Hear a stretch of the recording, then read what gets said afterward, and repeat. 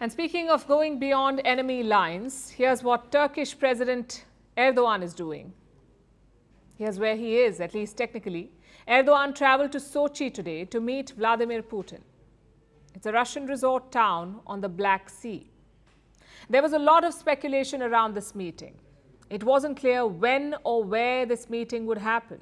First, Putin was expected to visit Turkey, and that would have been huge. The Russian president meeting a NATO leader inside NATO territory. Maybe that's why the plan was dropped. But finally, they picked Sochi. Putin welcomed Erdogan with a handshake and a smile. Afterwards, they got down to business. The big issue was the Black Sea grain deal. Erdogan was pushing Russia to revive it, but today he had no luck. Putin said the deal cannot be revived unless his conditions are met. Listen to this. As I have said more than once, we were simply forced to make this decision. Russia was forced to do it, as Western countries blocked and continue to block the grain deal in terms of ensuring access of Russian agricultural producers to world markets. Well, it can't be tolerated further. Not surprising though, Russia's actions always suggested this would happen. Take a look at these pictures. They show the Ukrainian town of Odessa on fire. It was attacked by Russian drones on Sunday. At least 2 people were injured. Now, Odessa is a port town. Ukrainian grain is shipped from Odessa to the world. So why did Russia attack it? To send a message that their position will not change. So Putin's decision is not surprising, really. But one of his comments stood out. He said there is no shortage of food grains. There is only a distribution problem. Listen to this. The termination of the grain deal did not affect the global food markets. I would like to emphasize this in particular. No matter what is said about this, grain prices continue to decline. There is no physical shortage of food. There are problems with its fair distribution, that's true. But this has nothing to do with the so-called grain deal. Well, technically he's right. There is a distribution problem. But many people would say that the problem is Russia, that Putin's position is making a bad situation worse. Erdogan knew this would be the likely outcome today, but he pushed for it anyway. The Turkish president wants Ukraine to soften its stance, to strike a deal.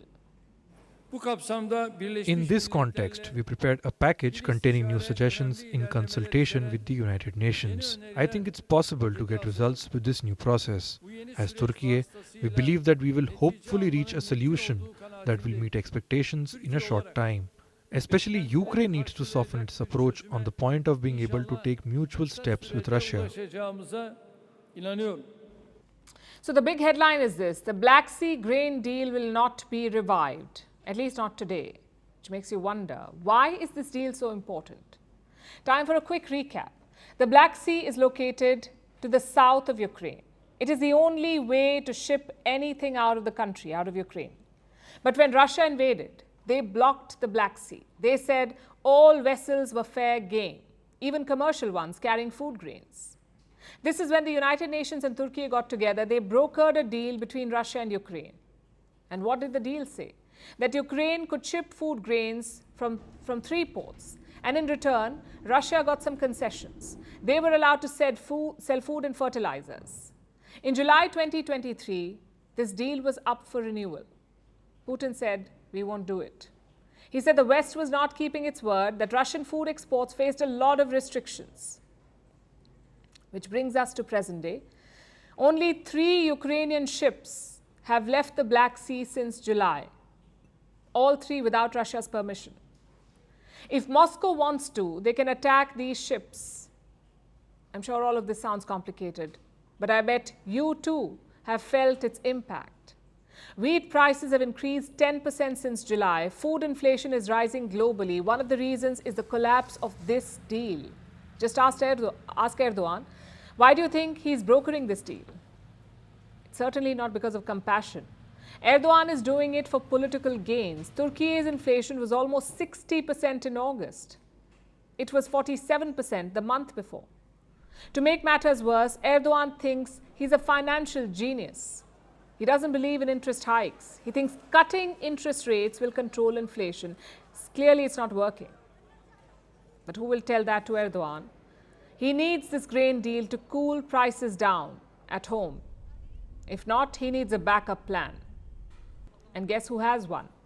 Vladimir Putin. He has presented a proposal to Erdogan, 1 million tons of Russian grain at discounted prices. Talk about a sweetener.